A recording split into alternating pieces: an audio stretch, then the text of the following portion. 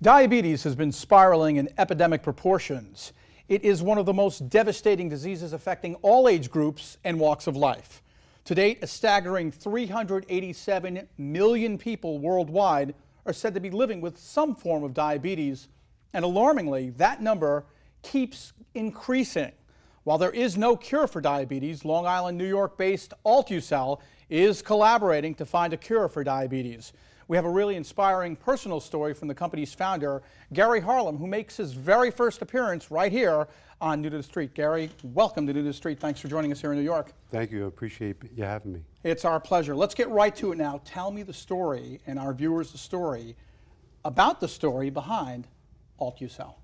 Well, basically, what happened was I came originally out of the nutraceutical industry, the vitamin supplement industry, and in 2005, unfortunately, I had the misfortune of my son being diagnosed with type 1 diabetes, which is, in case somebody doesn't know, it's an autoimmune condition. So what happened was, at the time, I wouldn't accept the fact that one of the practitioners had indicated to myself and my family that why am I so anxious about trying to conquer this condition? He's going to have to be insulin dependent the rest of his life. Well, coming from my core background, I didn't accept this as an answer. So I set out on a quest to travel the globe to find the cure. And subsequently, after traveling through various countries and taking my son to Mexico for stem cell treatment, because obviously some of these stem cells back then were not acceptable in the States here. Now, more so, they're starting to take a look at, the viability behind stem cell. So what happened was I subsequently approached a group of medical doctors and endocrinologist team from the University of Perugia. And I was fascinated by the work of what they had done in terms of remediation of type 1 diabetes in the NOD mouse model. And a NOD mouse, for people who might not know, is? It's a non-obese diabetic model. It's the closest animal that mimics human type 1 diabetes. In other words, these were animals that were equivalent of having the condition, type 1 condition, for 20 years. And they basically were not induced with any kind of a drug like streptozotocin, which is a drug that's normally used to induce the animal to become diabetic. These were naturally occurring diabetic models on their own. Well, the long and short of it was that they reversed the condition. And I was pretty fascinated by the work of this Dr. Riccardo Calafiore and the group, the other two key scientists behind this technology, because simply from the standpoint that, unfortunately, drugs in of itself are having a hard time making progression. And in other words, and when you take some of these drugs, sometimes you have to look at secondary complications. So what I was fascinated by cell-based technology is the fact that cell-based has multi-pronged capabilities. And so when I looked at this particular technology, there was nothing like it in the world.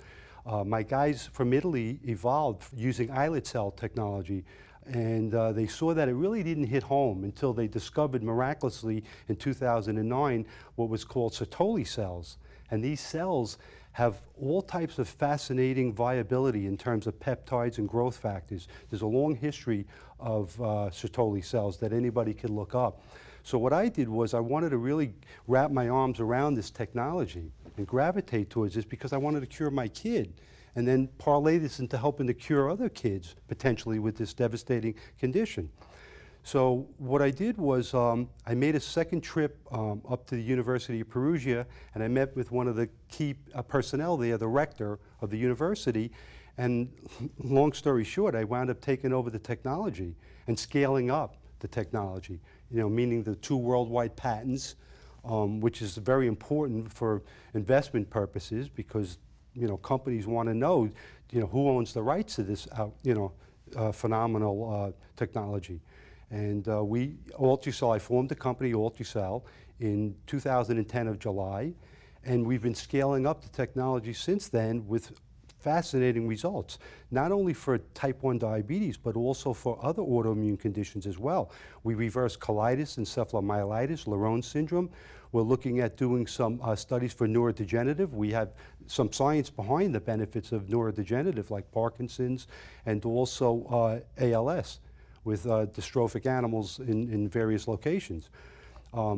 So presently, right now, we scaled up into a trial with using spontaneous diabetic monkeys. That's the next model for mimicking diabetic animals in terms of, that have elevated antibodies and immune response, so to speak. I'm not a doctor, I'm not the scientist, but being in the trenches in this for 5 years now, probably 80 to 100 hours a week, I have a pretty good handle, and I've developed a pretty good amount of relationships globally in terms of spearheading the situation. Quickly staying on the personal story, what was it like for you having to take your son all over the world dealing with that situation? When it hits a lot closer to home, you're looking at it from a business level as well as like, this is my son, I got to fix this. Well, I didn't take him globally around, but I did take him to Mexico for his stem cell treatment. And, as much as you're excited about potential cures, because, I think most of society is uncomfortable with hearing about the cure. It's on its way, it's around the corner, But I don't think there's enough really effort put towards, protocols that are out there that you have to really, canvass the globe to find out and discover. It's basically lip service. Yeah, that's what I've experienced anyway. And so, I'm a small person, and I basically have funded this company to date, in excess of a couple of $1 million out of my personal proceeds, because I believe in the technology. I didn't do this to make a buck, but in order to get investors to be interested in this now and look at the reality of what we have here with close to 100 peer-reviewed publications. It doesn't get any better than that. I mean, the reality is that look at the hard science here. And when I see these companies negotiating these deals right now and getting money, hand over foot to them, I need to start looking at the outside, global opportunities here because of the viability of what we have. Now, tell our viewers what's going on with your present trials, and you have a pilot study using a drug called Altucell, like insulin, only alt. Correct. Well, basically, that's a registered mark, Altucell, and what that was designed to do was for the specific case in point example of, treating and addressing, type 1 diabetes. What we do is we use our cocktail, which is made up of the Sertoli cells, and it's infused into a triple filtered encapsulation, microencapsulation. And what that encapsulation does is it buffers the immuno attack from looking at that as a foreign substance. And the beauty of our encapsulation, it's gone into humans already, just the encapsulation. It meets the threshold of FDA standards, meaning that the endotoxin level of that encapsulation is less than 20 EUGs. There's nothing like that in the world that meets that criteria. One of the closest things that I've seen is an encapsulation from one of the major universities, which is at 100 EUGs, which according to my chief scientist, Dr. Riccardo Calafiore, that's like kind of dirty alginate. And for our viewers and potential investors, EUG stands for? Well, it's the level. I don't want to get into the whole science part of it because you would have to allow me so much time. But basically, what that is that's a gauge to show what at the end result is what the toxicity levels are. So if you're below a certain level of those grams of toxicity levels, you know where you're going to be in the safety net zone. So if you're going to plan on going into humans, and by the way, when we go into our animals, we don't actually harm the animals. We actually help them to try to overcome their illness, because we don't do any damage to the animal, and we're not using any drug-like compounds. Remember, this is very natural in nature by using these cells. So we've already tested the waters with our encapsulation, and we've already seen the benefits of using porcine islet cells.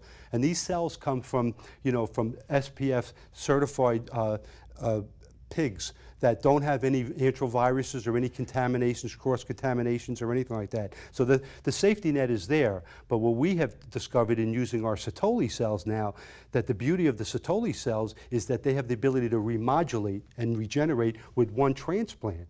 Once you've intervened that transplant, that's it, you're done. And when you say remodulate, for the viewers and potential investors might not know, remodulate means? Well, you have a whole substrate panel of T cells. It's like, picture like a gauge, like a meter on a car. And what happens is those, somewhere along the line, something causes a disturbance with those cells. Now, nobody really knows per se, what Right. caused that disruption there. There's a lot of naysayers and people out there that try to make a case towards various things like vaccinations or environmental toxins, and the list goes on, but nobody really, or viral load situation, nobody really has a pulse on that.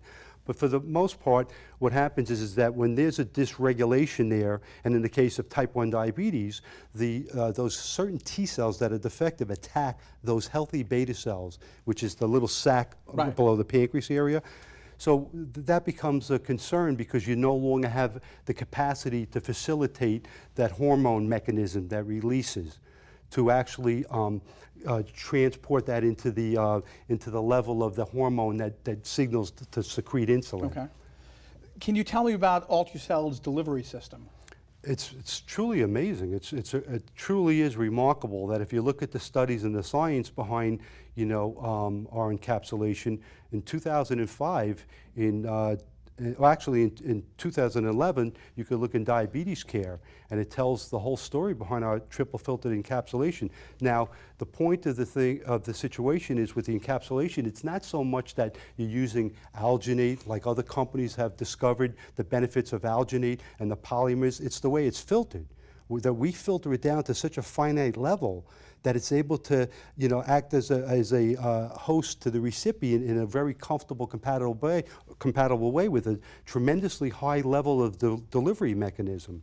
So that's the beauty behind our encapsulation. It can encapsulate any kind of drugs out there too, to make it more permeable, so that this way they're going to get maximum benefit. Is that delivery system something that's unique to Altucell? You guys are the only ones out there doing this right now. With the way we filter it down, yes.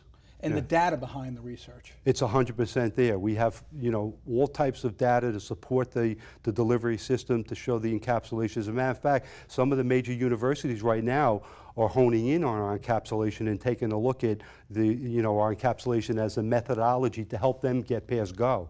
Because if you don't have, if you have naked cells and you don't have a viable, healthy encapsulation, what good is the cells? The cells are basically, you're going to hit your head against the wall. It's like a car with no keys. You're not going anywhere. Right. So tell me about the future of the clinical trials and the future of Altucell.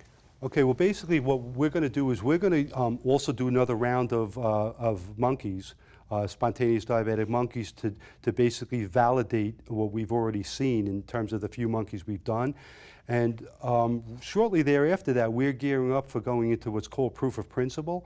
We have some places overseas where we can actually, as long as we have approval from the government and you have all your docs in place, then we can actually execute a nice little, single-pronged study initially to look at the markers and stuff to see the viability of what's happening. And again, the monkeys and all the animals, no animals were ever harmed. No, they were never harmed at all. Well, we thank you very much for joining us here on New to the Street, and we hope you come back to us and keep us up to date on what's going on with Altucell and the future battle against diabetes. Will do. Thanks for joining us. Thank you. Appreciate it. Appreciate having me.